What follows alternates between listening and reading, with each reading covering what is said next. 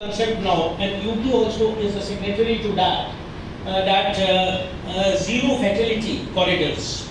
So our expressways, we have already signed with MORTH, the Ministry of Road Transport. So for zero fatality corridors. So that includes all these four components. So I'm sure that our panelists would do justice to all these four causes, and maybe I'll wrap it up later. So, so with that, I think we would invite one by one. We start with Anup. Thank you so much. First and foremost, thank you, Mathur sir, thank you, Punendu sir. I would start with the data. Renu ma'am said that 21,000 people lost their lives in 2022. There is a corrected data in 2024. 24,118 people lost their lives alone in Uttar Pradesh.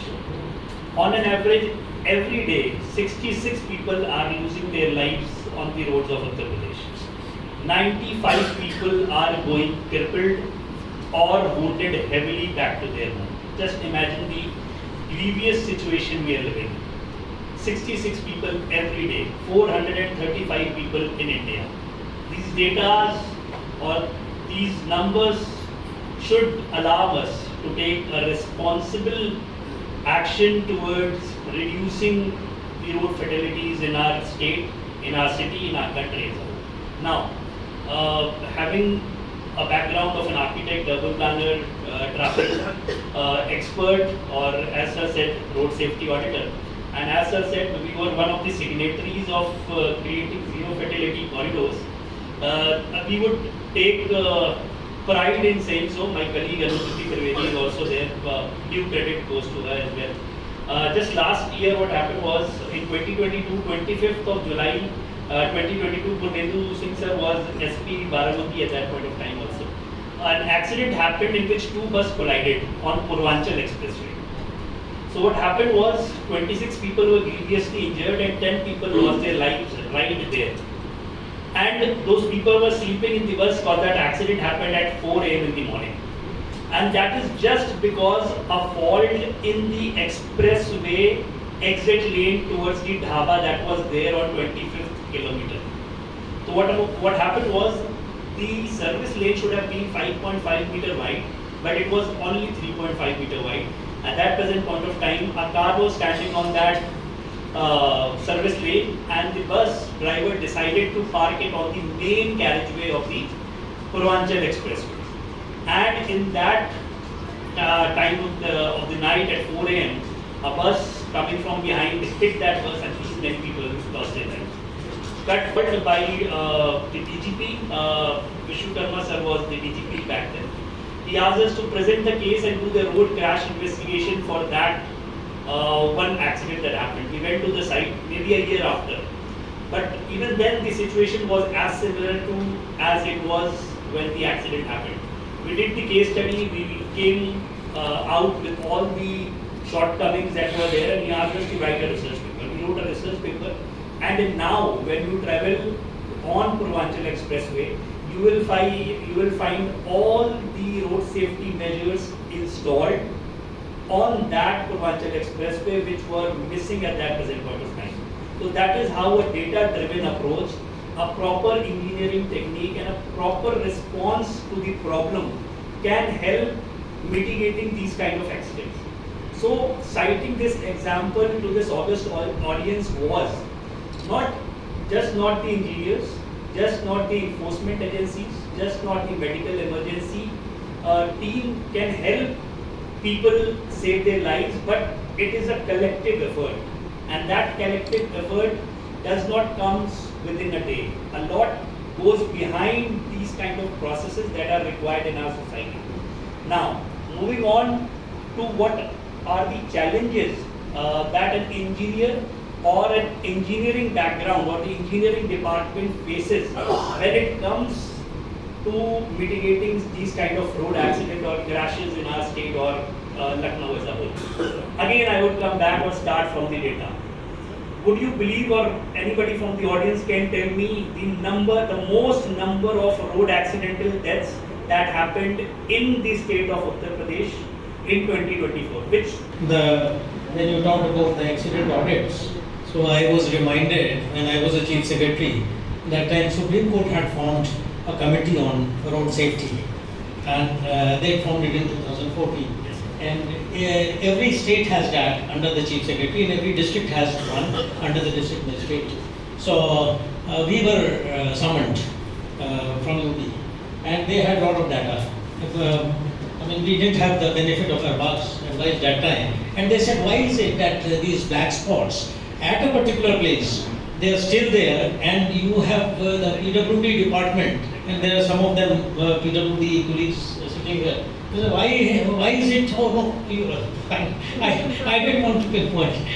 So, but then they did ask that why is it that these black spots have not been repaired?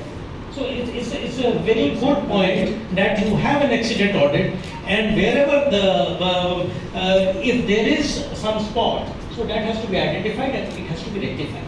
And that's right that we need more funds for that. Within the country, in general, our metro cities would have better numbers to show. In the sense that how many people per lakh population die due to road accident. In general, cities will have a lower number than countryside, but UP cities notoriously have a very high numbers. So all the 6 cities, which are 2 million plus cities, our top 6 cities are actually 2 million plus cities, they are 3 times riskier than anywhere else. So you have to ask the question, why road accidents and fatalities are rising? There are few inevitable things to happen. One is that when society becomes prosperous, when you become better off, road accidents and fatalities actually start rising. It would start falling only when you attain certain critical level of income. So it's like Kuznets curve. Everything which you believe is bad starts rising. In general, in Allahabad or Agra or Lucknow or Kanpur, because a large number of inexperienced drivers are getting added. Very large number of, because even mason or sweeper or anybody is now coming to serve the bike. Earlier that wasn't the case. 30 years back that wasn't the case. They were coming by bicycle, they were pedestrians, now they are using motorcycles.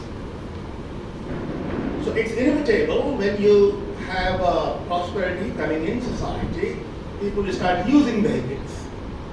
First 3 years of driving is the riskiest thing.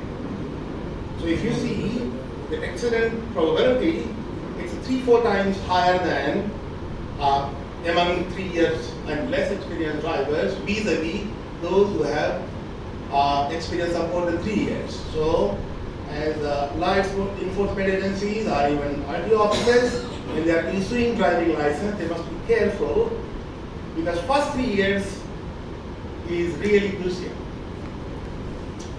So certain things we have to expect to happen. Now you have to mitigate the problem. How do you mitigate the problem? There are 4 entities which are involved in road accidents. They are what?